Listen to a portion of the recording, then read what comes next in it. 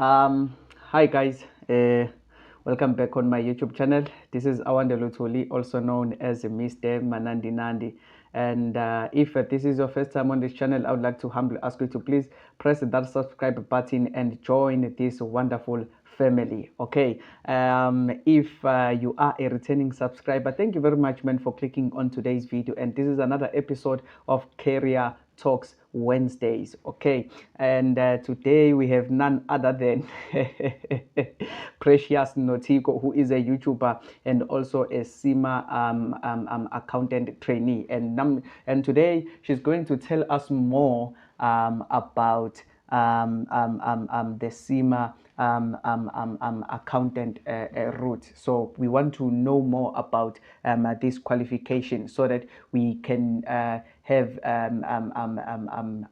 lot of options, So because one thing that I always say, and I think I've once said this on this channel, that we are so, which is not bad, but we are so concerned about CASA, and we've never thought about other options. People are so exposed into CASA, yet they do not know other options, that there are other things that we can do within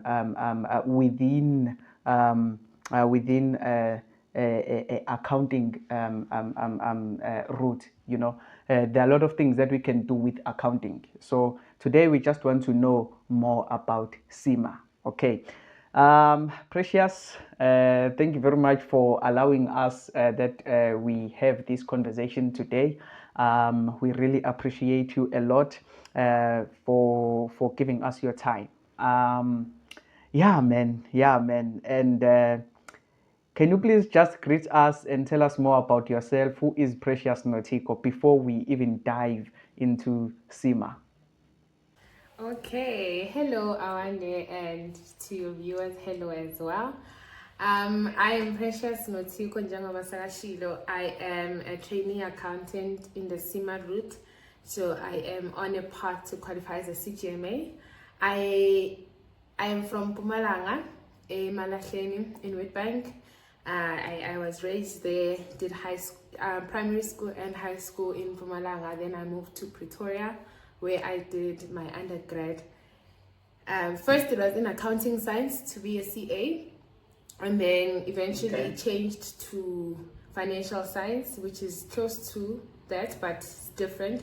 So in my final year, I was doing my financial science third year, and then eventually I did my honors in, well, it's actually not honors, it's my postgraduate diploma in financial management at the University of Johannesburg last year.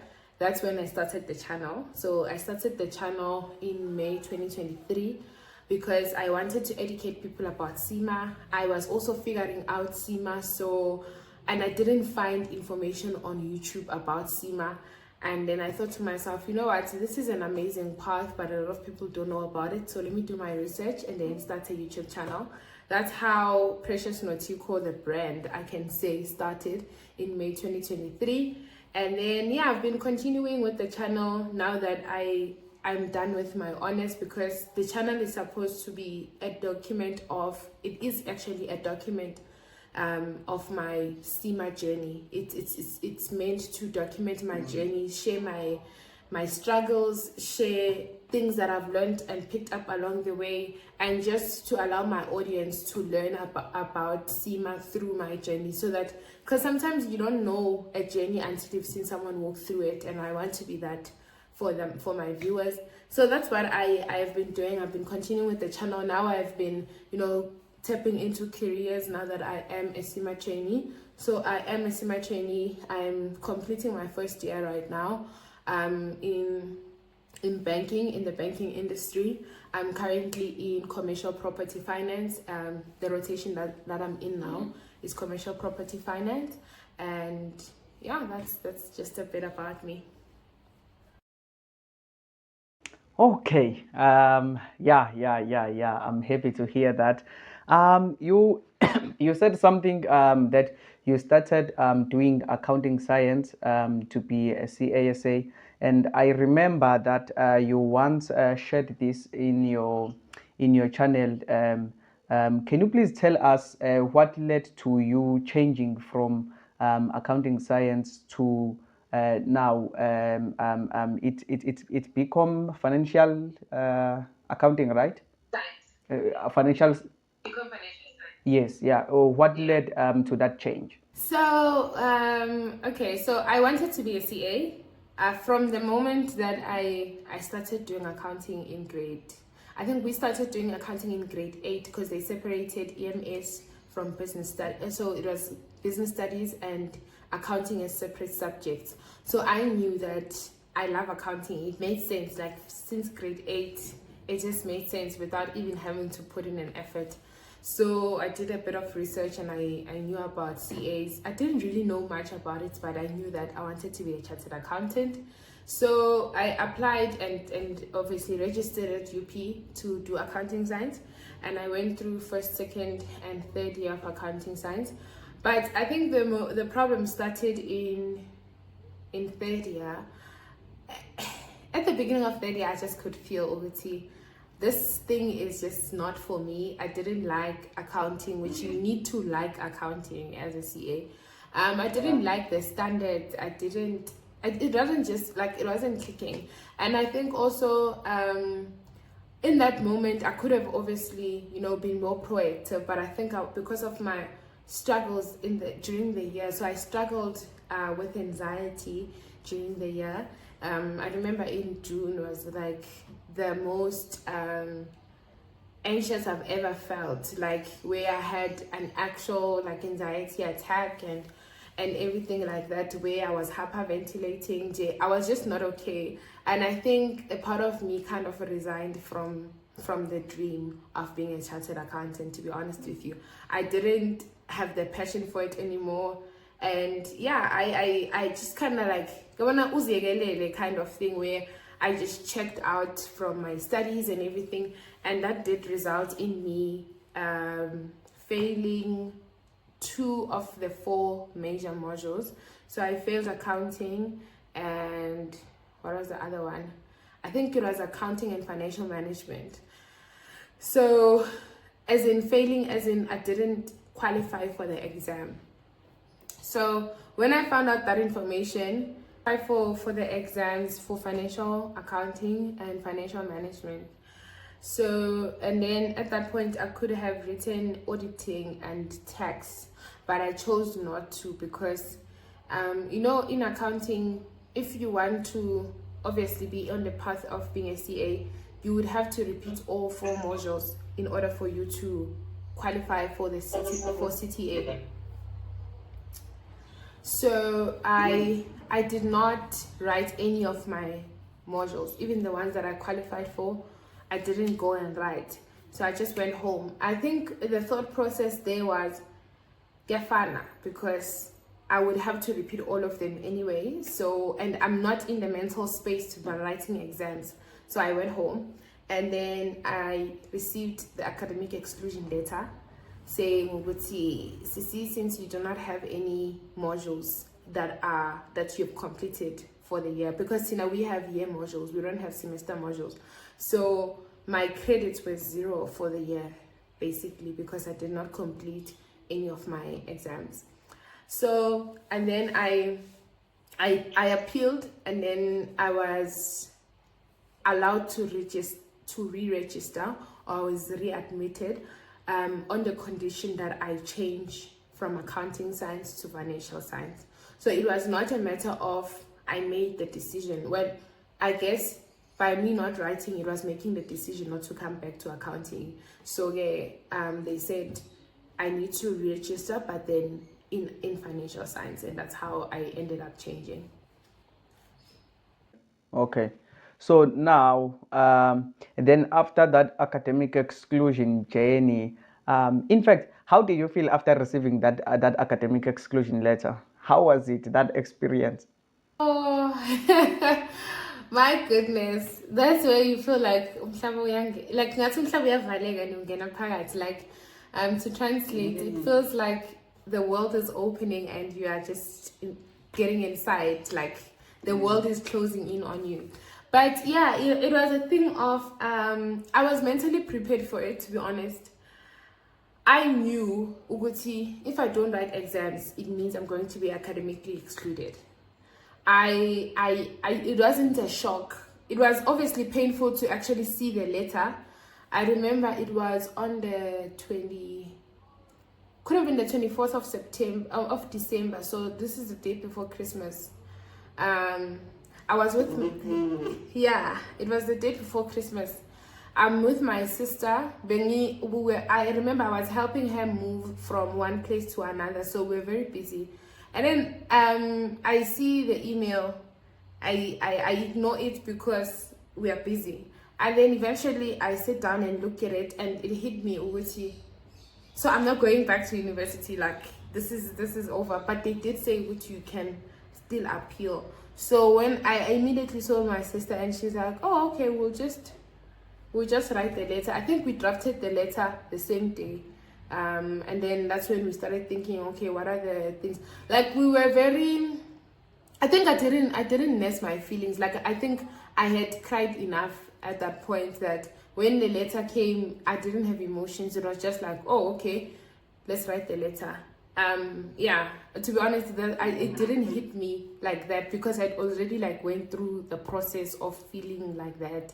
So when it came, the Guguti is just confirming what I already knew. You know, um, um, it's I think it's the same feelings that I felt when I received my academic exclusion letter. Uh, I really did not focused on that letter because when I received the result for supplementary exam, it was around 4-5 December. And then I received the letter on the 21st of December, 2022. So I already knew what the letter is going to say anyways. So that, but for me at that time, they were saying academic exclusion with no appeal permitted. You have to go home for at least 6 months. And luckily, I was now in my third year because in UK, if you received the academic exclusion, if you are in your second year, you will not continue with accounting. They won't allow you to continue with accounting. But luckily for me, I was in my final year. So yeah, and yeah, man, it was bad. It was bad. Like that experience. Can you tell us now? You now after now when you are now doing the financial, you said it's financial, become financial science, right? Can you please now tell us more about that now, and what led you to now say, okay, now I want the CIMA route, I want to qualify as a CGMA. What led you into that? So in terms of what made, because you were asking me what made me now want to have the CIMA route. So at the beginning of the year, in 2022, this is when I was doing financial science. So when I was readmitted, I didn't have to start over. So I was doing final year of financial science. So meaning that I had final year modules like I had accounting, I had financial management, I had auditing, but it was internal auditing. So it's slightly different, but it's more of the same thing. So when that happened, I had to think, Uguti, what are my options? I went to speak to my financial management lecturer and my accounting academic trainee to ask Uguti, so what are the options that I have in this degree? Like, where does it lead to? So they said, okay, you can either go and become an internal auditor.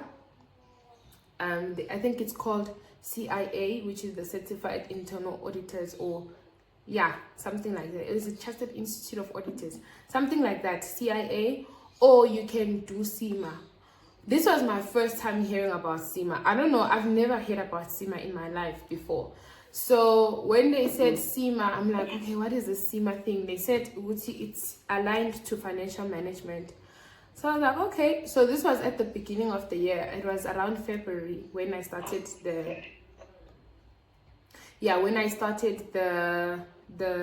degree or the final year. So I leaned more towards financial management as the year went on. Like by the end of the first semester, we start applying for honors, right? So if you want to do your honors, or that's when you start applying. So the people who come, like the honors in financial management team, would come to our class and tell us about honors in financial management. And then the internal auditors team would come to our class and tell us about internal auditing in case you want to do your honors in that. So when they were explaining CIMA and financial management, it made sense to me. And at that point, I was doing very well in financial management. So I was enjoying financial management for the first time, because for me, financial management, I mean, I've been doing it in the accounting science route, but I didn't like it because everything was just overwhelming in accounting. But now that I was focusing on it, I realized I really enjoyed financial management. I was doing well in financial management. For the first time, I was getting distinctions again in varsity, because the last time I saw distinctions was in first year. So now in financial management, I'm seeing these distinctions and I'm like, okay, I think I like this thing. So I was open to CIMA. When I was applying for my honors, I applied for both, I think, internal auditing as well as financial management. But I knew at that point that financial management made sense, and I enjoyed it. So I was like, okay, I think the CIMA route sounds like a good idea, and that's how the passion for it started. Okay, now let me ask this question. Can you now just explain to us more deeper, give us a more deeper meaning of what is CIMA? What is it for? Because there is one question that I received. People, they really want to understand CIMA, because they're saying we are not hearing about CIMA. We are not being told about CIMA and all that. But what is really CIMA? Okay, yes, CIMA is a professional body, but what is their qualification or their designation, basically? And what am I going to be doing once I get that CGMA qualification? Okay, so CIMA, like you said, it is a professional body, a Chartered Institute of Management Accountants.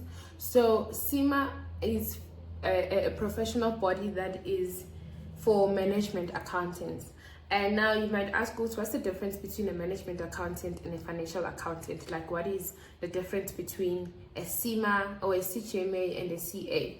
So the main difference is that we focus on management accounting, and you see, especially the financial side. You see, in some universities you have management accounting and financial management, I think. So now we had it as one module. I don't know how other people have it, but Kakulu, we focus on the financial side, like management accounting. So that means you are dealing with strategy, you are dealing with your actual finance as well as risk. So when I say strategy, is you are basically helping the business in terms of strategizing, or on a corporate level when it comes to decision making. So you see how financial accounting is a historic recording of transactions and stuff like that. With financial management, we're saying, okay, we have these results. What decisions are we making based on these results? Where are we going? Where can we invest? Where can we find sources of funding in order for us to make financial decisions? So we are a support function. We use our financial statements to make decisions. That's the main thing. So I know that with accounting, you can, if you are in auditing, you are dealing a lot with accounting and auditing. And then if you are in business or in the banking industry, for example, you would be dealing with you could be doing finance as well. But the main difference would be then that with us, we are focusing on making financial decisions based on those recordings. So now I do have to say, ne, Oguti, Babati, what does a CGMA do? That is not an easy question to answer because it depends on your industry, right? To be honest with you, in my industry, which is the banking industry, it doesn't matter whether you are a CA or a CGMA in terms of the work that we do. Even as trainees, Mabas allocator ama rotations, we are not allocated because you're a CGMA or a CIMA trainee or a CICA trainee. You're allocated because you are a trainee. So, for example, the rotation that I'm in, the previous trainee was a CICA trainee. The rotation that I'm going to go to, like, it doesn't matter. So in terms of the work that we do, it's the same because I could be in the rotation that a CA trainee is in, and no one is going to ask the question of, oh, are you a CIMA trainee or a CICA trainee? There, it's just an admin thing because in terms of our competencies, how we record our competencies, CICA has a certain system that they use and CIMA has a certain system, but the work itself is the same.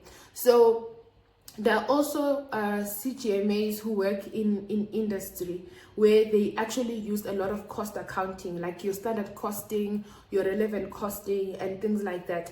So those people, usually in the mining industry, for example, or manufacturing industry, they're going to be using those things. You see, I don't use that as much because the industry that I'm in is more geared towards finance and not cost accounting. But I do do reports in my current rotation. I do reports about variances. So if there's a variance, I need to explain what was the reason for the variance, which is very similar to standard costing if you think about it, because I would then say, which, okay, from this month to this month, did we move up or move down, and what's the reason, you know? So yeah, that's just to say, Uguti, in terms of what we do, it's very broad. Your career is really what you make it, and it depends on the industry that you are in.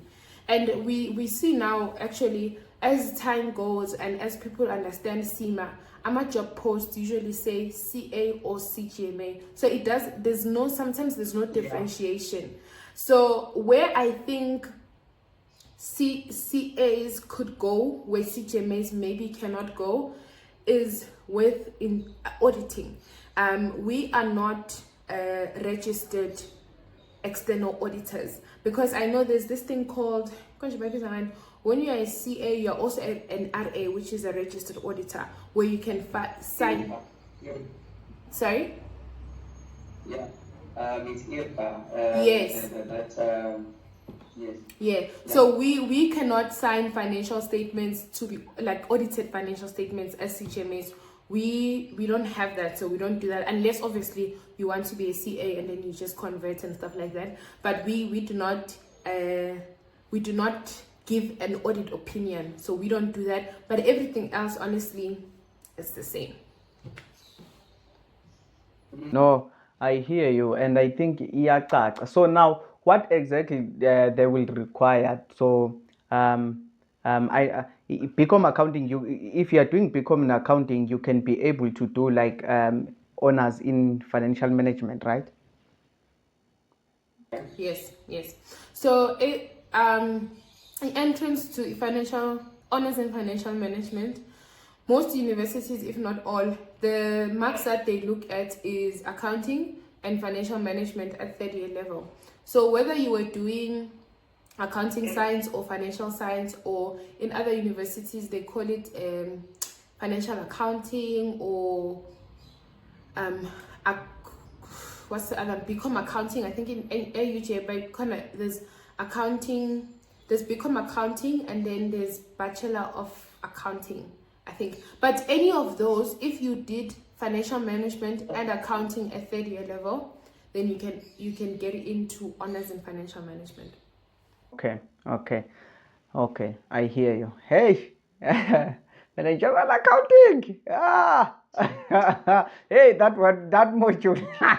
I respect that module.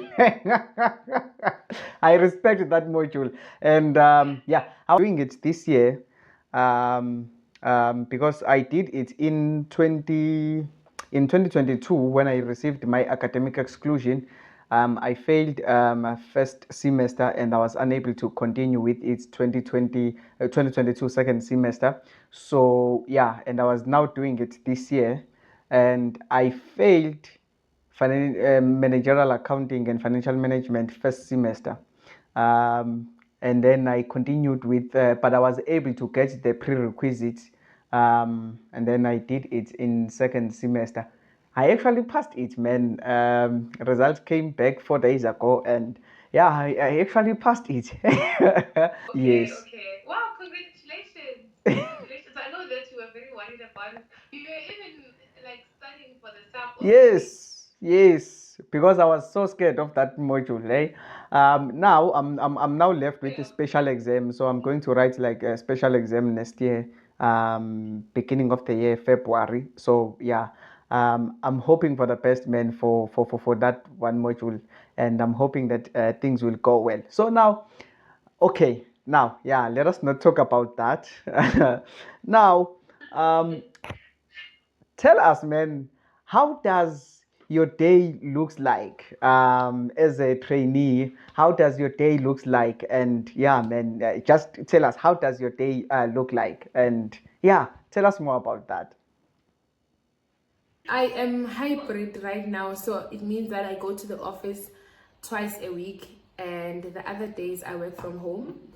So on the days that I work from home, my day depends on the so how my day would start is I would check my emails because that's going to inform the rest of my day. So for example, if I get, since I am in commercial property finance, I am in the back office of this portfolio. That means that we get requests from front office who do the deals. So commercial property finance, just to like briefly explain it, it's you see, when you have a building, ne? Like a commercial property, and any commercial property, so that means it's not a residential area, it's more for business.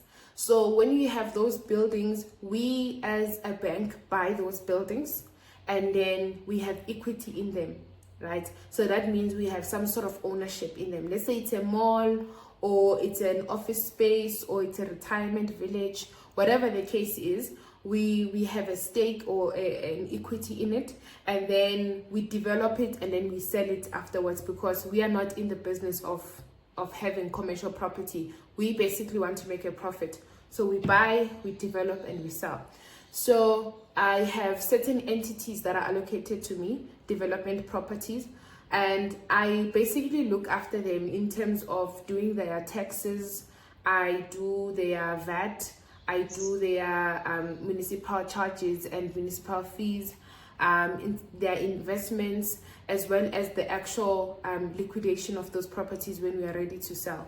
So that's what we do. So in the morning, I will get an email from front office, maybe that says, Precious, can you please process a payment for one of your entities? And then I process that payment, send it through for approvals, and then I would also maybe do I reconcile the bank account, because at every point I need to make sure my bank account that is actually there is reconciling to what is there on my general ledger. I also update the liquidation process. Like right now, for example, we're busy with liquidating one of the entities. So what I would do then is making sure that all my, you see, like when you, I feel like I'm getting too technical. Okay, let me let me take a step back. I feel like I'm getting too technical. Okay, let me simplify it, because some people who might be watching this might not be so much into accounting. But how my day looks like is I will get requests from front office, process those requests, and then there's also my BAU activities, which is my business as usual. So things like posting journals at the end of the month. So the first couple of days after month end, we call it month end. So for example, on the 1st of December until the 4th of December, that's my month end. So during month end, I'll be processing your debits and your credits, like journals, actual journals, and then after that I'll do reconciliation for those things to make sure that basically what is on my bank account is actually what's on my GL, my general ledger.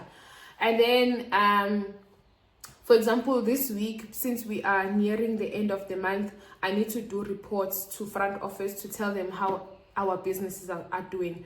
So these entities I was telling you about, I need to report on how they are doing from last month to this month. How is it looking like? And then there's also valuations at this time of the year. Since we are nearing the end of the year, I do valuations. So valuations, basically, it's your valuations like we did in varsity, where I'm checking the value of these commercial properties or investments. Sometimes it's not even commercial properties, investments that we have, to see how much is our stake worth. So I'll do calculations, your PE, multiples, and things like that, whether you're using the discounted cash flows or you're using multiples. It depends on the investment, the type of investment that you have.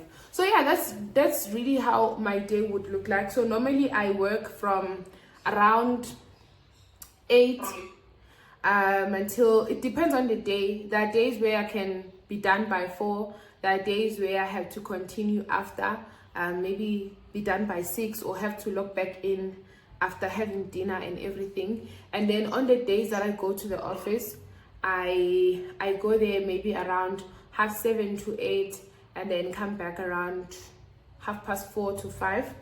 And yeah, that's really how my day looks like. I'm so sorry for being technical. I feel like I was just too into the details. But yeah, I hope that answers your question. It sounds interesting.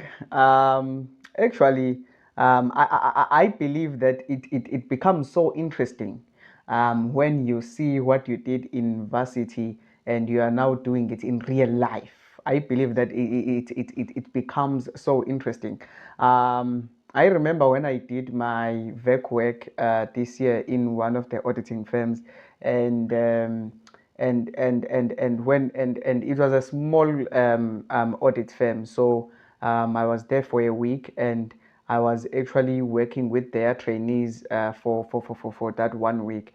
And they were literally, when I saw them doing all of those procedures, those cycles, and then they're saying, okay, now we are dealing with salaries and wages cycle. And I'm like, wow. And you are now seeing the cut-off procedures and all of those things, man. It becomes so interesting. It becomes so interesting, and I'm actually like, I really believe that this is interesting. And the way that you are explaining this journey, Precious, the way that you're explaining this journey, and I think you will make us to consider CIMA route. The way that you are explaining it, man, and it's so interesting.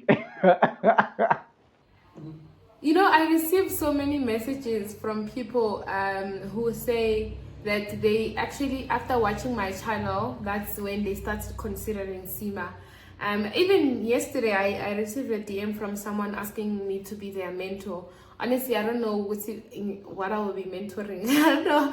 A lot of people ask me that, like, can you please be my mentor and guide me with the CIMA route?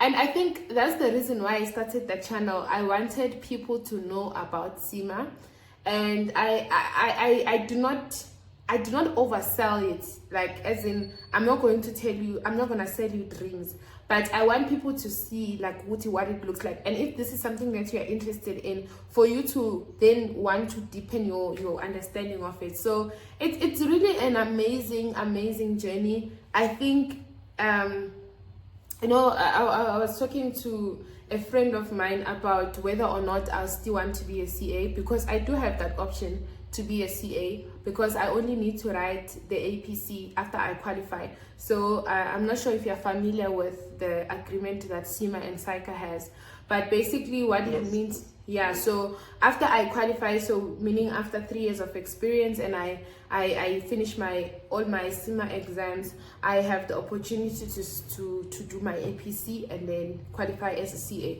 And it's something that I'm considering, to be honest. I am considering it, But then also at the same time, I'm not considering it because I think that this one is not enough.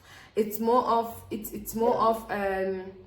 I think I know there are certain things that I'm going to learn while preparing for the APC that is going to help my just like my professional acumen that is beyond just the title. For me, it will not be for the title, it will be for the things that I will be learning while preparing for the APC. So yeah, I really hope people do see that CIMA is a viable option. It's not a backup plan. I know some people want to do CIMA because SAICA didn't work out and then now they want an easy way out. I don't know why they think CIMA is an easy way out, because it's not. I have so many exams. I have so many exams that I still need to do. I'm done with my my postgrad, but I still have at this point I still have 3 more tests to do, or 2 tests and 1 exam that I still need to do. So it's not an easy way out. It's not a means to an end, which is what I always try to tell people, because some people come to it and they say, I want to be a CA, but I can't do it through the CA route, so I want to go through CIMA. And to me, it sounds like you are disregarding CIMA in a way, because you are saying, it's basically a vehicle to your destination and not the destination itself. So I am, that's why I will always advocate for CIMA in my channel, and that is not to compare to CA, it's not to compare to what's the other professional body, the ACCA. It is not to compare to anything else, but to say, this is a professional body, it's a viable career option. At the end of the day, in the banking industry, for example, I think where it opened my eyes is the fact that no one cares whether you're a CA or a CGMA. Can you do the work? There are people who are CFOs, there are people who are executives that do not have either professional body. There are people who are not CAs, they are not CGMAs, they are not ACCA, they're not any of those things. They're not a professional accountant, but they have proven that they can do their work. And then there are people who have designations, but they are just holding on to the designation and there's nothing else that they bring to the table. So they're not advancing. So your designation is not the end all be all. You shouldn't think, just because you're a CA or just because you're a CGMA, doors are just going to open for you. So yeah, I think that's really what I want people to take away from it. Okay, so now you just covered one of the questions that we received. In fact, that was going to be my last question. If will you consider writing APC after qualifying CGMA or after getting your CGMA qualification? In fact, we received that question from William Kela. He wanted to know about that.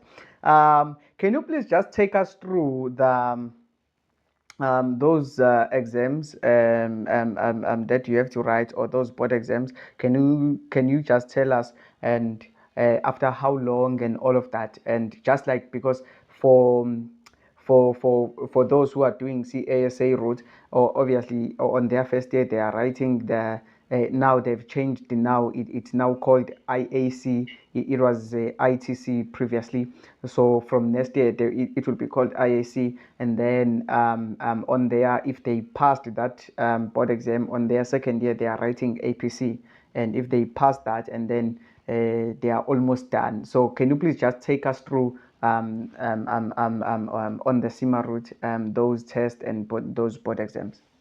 Okay. I just want to maybe firstly answer the previous question, Gahle, because I feel like I said a lot of things. Would I consider doing my IPC? Yes, definitely. I am considering it. I even have the year in my mind with when I'm gonna do it.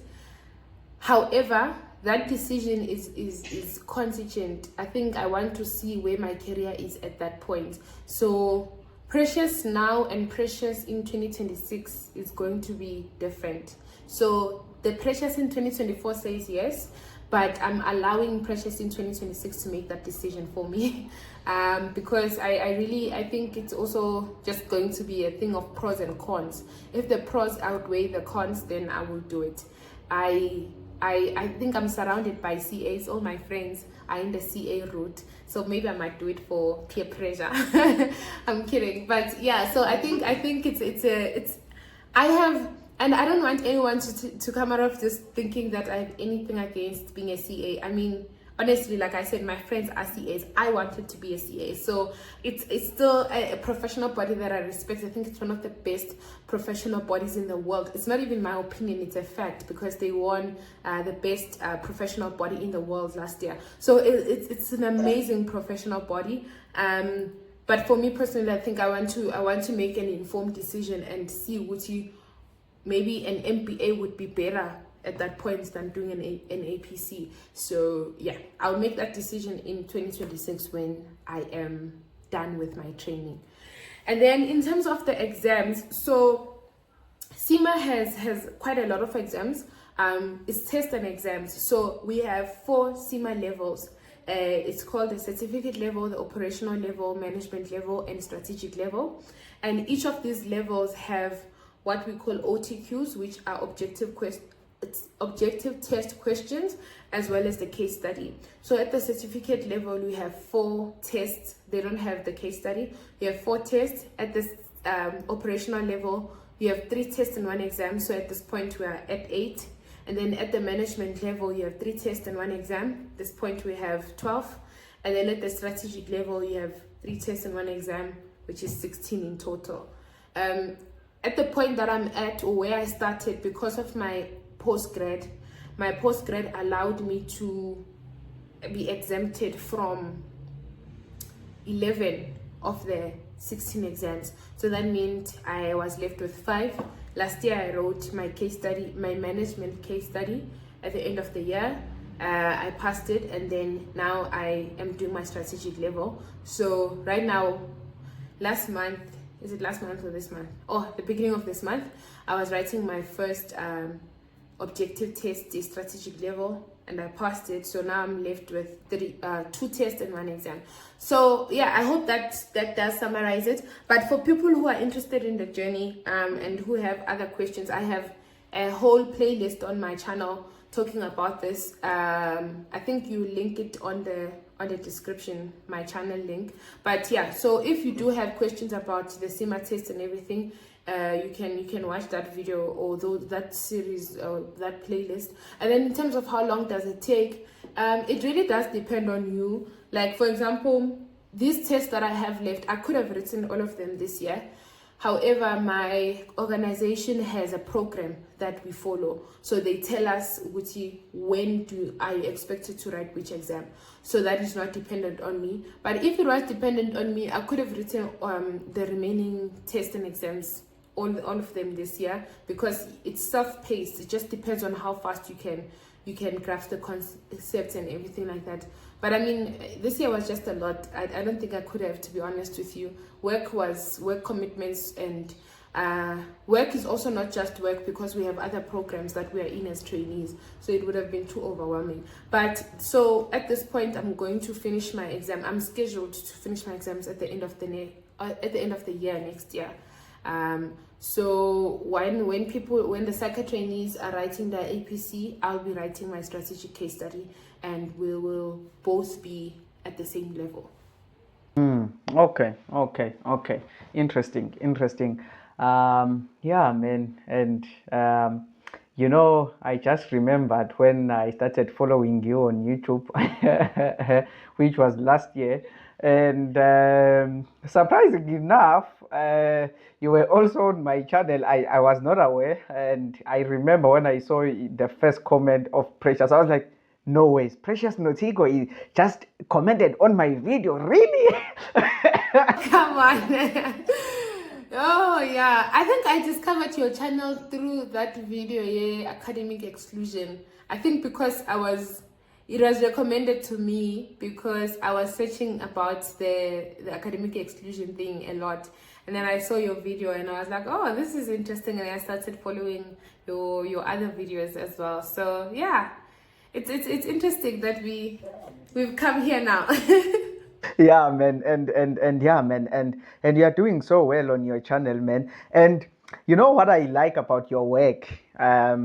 What I like about your work, number one, this year you were in Cape Town. I don't know for how long, but you were there for quite some time. And that is what I was so interested in. It's like, wow, this is nice. Can you tell us about that experience? Can you tell us about that experience? Okay, so I'm part of, as a, like I said, when I was saying being a trainee, you're also part of other programs. So we are part of the program that is called Gen A.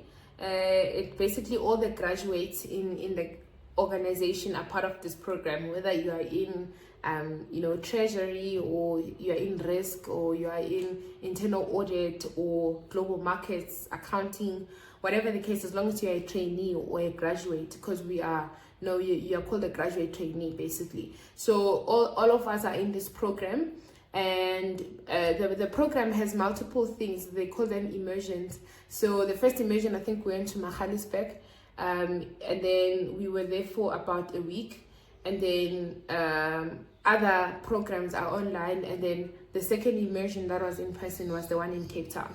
So yeah, that experience was amazing. It was my first time flying. It was my first time being on air. It was my first time boarding an airplane. So that was a very interesting experience, because it felt like I was living a childhood dream, And first time in Cape Town as well. We were there for a week. We went on Sunday. We came back on Friday. So yeah, we were there for about 6 days, and it was such an amazing experience, and I learned a lot. I think it made me open my eyes to see life outside of Joburg, because in terms of even the businesses that we're visiting, Cape Town is very different in terms of their outlook in terms of business. They are very focused on sustainability. Maybe it's because of the businesses I was exposed to. I will put that disclaimer. Probably not all businesses are like that, but the ones that we're exposed to are very focused on our ESG and stuff like that, and it really opened my mind to see there's more to business than profit. And yeah, it also just the fun side. It was nice. We went on a boat cruise. For the first time I was in a boat cruise, so seeing the Table Mountain there while we are seeing the ocean, it was just such a beautiful experience. And I'm really grateful that I got to have that experience. Yeah, man, that is so interesting, man. That is so interesting. Can you please tell us, other than banking, can you please tell us other places where probably people can do their CIMA articles? Yeah, that's a good question. And I get that question a lot. So with CIMA, you don't have to be a CIMA trainee to be able to meet your CIMA competencies. So what that means is if you are in a finance role, you are most likely going to meet those competencies. Sometimes, obviously, you then have to reach out to the different departments within your business in order for you to meet certain requirements. So let's say you are in finance and your role does not have any tax, and you need tax competencies, then you need to reach out to the tax team, which is also what I have to do. I did because of the exposure that I needed for tax purposes. So you can be in any industry as long as you are able, if you're in a finance role, you're most likely going to meet your competencies. But in terms of the industries that CIMA trainees normally are in, there is a lot of market, or the job market is targeted for in the accounting. If you can find an accounting firm, a lot of accounting firms, not audit firm. Okay, yeah, you can also go to an audit firm. So you can be in an accounting firm, you can be in an audit firm, you can be in banking, you can be in mining, you can be in manufacturing. Those are most likely the ones that I think I say top of mind in terms of the places that you can go to. But yeah, there's a lot of opportunities that you can explore. Okay, interesting. Okay, guys, if you want to know more about CIMA and the life of Precious Notico, man, go and subscribe to her channel, Precious Notico, and I will leave her the link to her YouTube channel in the description below. So go and check that, and her content is so nice, guys, and trust me, you will want to do CIMA routes once you watch her in that channel. Trust me on that one. So yeah, man, and go and subscribe to her channel, and also if you watched till this far, can you please comment below? It will end in CGMA. For Precious Notico. Okay, that is for Precious Notico. It will end in CGMA. And also, if you've got any question, please do ask any question in the comment section below. We will try and engage in the comment section together with Precious Notico, I believe. So yeah, just ask any question that you have, and you can also comment anything that you would like to say. If this was if this conversation was helpful to you, you can also engage with us in that regard as well. And yeah, man, and I really want to appreciate you guys a lot. And lastly, before we close, and please do remember, guys, that Awande Lutuli has a book which is a Zulu novel. Please do buy that book, and this is the book, the title of the book, Uthando Lweqiniso. So please do contact us. All the details are in the description below. Call us, WhatsApp us there, and then yeah, we will then send you everything that you need. But the book is available with only 70 rands, and currently we are only selling PDFs, so we are not selling any hard copies for now. So yeah, please do that. Please do buy that book, and support Awande Lutuli, man, which is me, obviously. Okay, so yeah, guys, that is what we are going that is how we are going to end our video. Thank you very much, guys, man, for watching this video till this far. Thank you very much, Precious, man, for allowing us to have this fruitful conversation, and I believe that a lot of people are going to learn a lot from this conversation. I'm so happy. Thank you so much for having me. I hope that your audience as well as mine benefited from this conversation. And yeah, I was happy to have this conversation. Yeah, man, and guys, and I was so happy. I was so happy. I think it was in April, right? When she bought a car in April, I was so happy. I was so happy. I was like, yes, that is what we want. Yeah. So yeah, man, and thank you very much, guys, man. And Precious, we wish you all the best on your journey. We wish you all the best, and we really want that CGMA, and we'll keep on following you, and we will keep on checking you until you get that CGMA. Okay. Yes, thank you so much. I really appreciate it, and all the best with your journey as well. Thank you very much. Okay, guys. I don't want to drag it now. Okay. Bye bye. Let us engage in the comment section. Bye.